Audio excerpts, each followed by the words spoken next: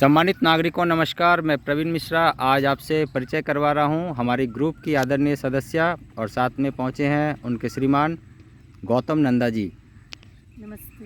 नमस्ते संगीता मैडम, संगीता नंदा नाम है आपका। मैं आपका परिचय अपने से करवा रहा हूं क्योंकि आपसे मैं परिचित हूं। और गौतम सर, आपका भी स्वागत है।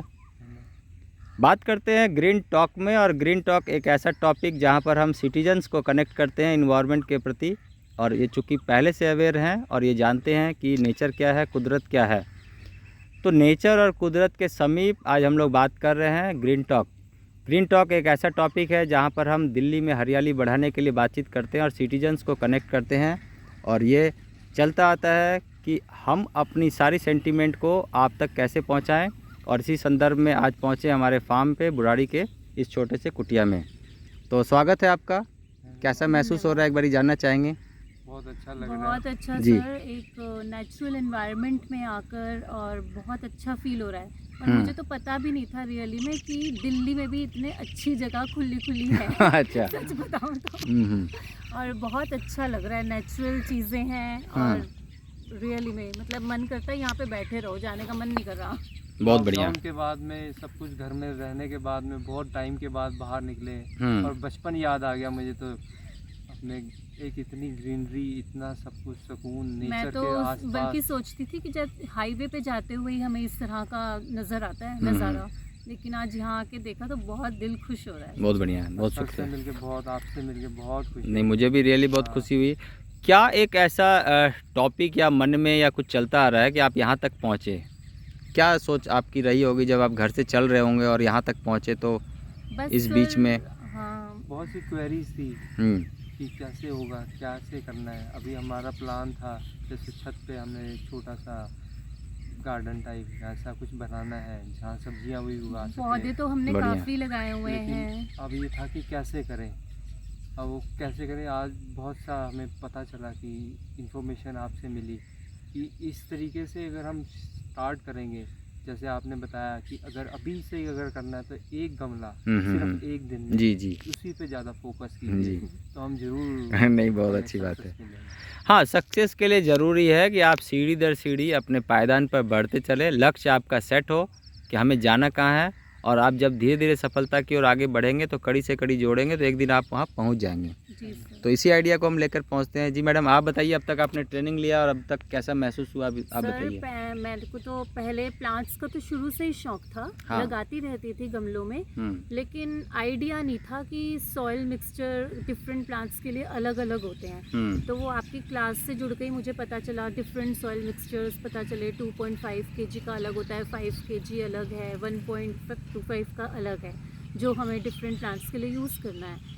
और बायो एंजाइम्स कभी भी नहीं बनाए थे, पता ही नहीं था कि ऐसा कर सकते हैं कि घर का कचरा बाहर ना फेंक के हम उसको इस तरह से एंजाइम्स में यूज़ कर सकते हैं। और किचन कंपोस्ट मैंने आपसे बनानी सीखी कि घर का कचरा हम बाहर ना फेंके और घर में ही यूज़ करके हम उसे ब्लैक गोल्ड बनाए अपने घर में, और उनको पौधों में नरिशमेंट के लिए यूज़ करके अपने पौधों में एक बहुत ही अच्छी उनको बढ़त दे सकते। तो क्या अब तक की सफलता की आपकी कहानी रही है, जब से आपने ग्रुप में ट्रेनिंग लिया और अब तक कैसा महसूस हुआ आपको? सर, पहले तो पौधों में बिल्कुल कुछ ग्रोथ देखने को ही नहीं मिलती थी। अच्छा। लेकिन जब से हमने सॉइल मिक्सचर बनाया, बायो एंजाइम्स यूज़ किए आपके सिखाए हुए तरीके से, तो एटलीस्ट मुझे फ्लावर्स आते हैं जो उसमें, उन्हीं को देख के बहुत खुशी मिलती है, जो पहले कभी आते ही नहीं थे। तो बहुत, ये तो अच्छी बात आपने बताया। फ्लावर्स के क्या कुछ कलर में, टेक्सचर में, साइज में कुछ चेंज आए? बिल्कुल, कलर में फर्क है। पहले छोटे आते थे और लाइफलेस से लगते थे, लेकिन अब जैसे वो खाद डालते हैं जो आप बताते हैं, किचन कंपोस्ट और बायो एंजाइम्स यूज़ करने के बाद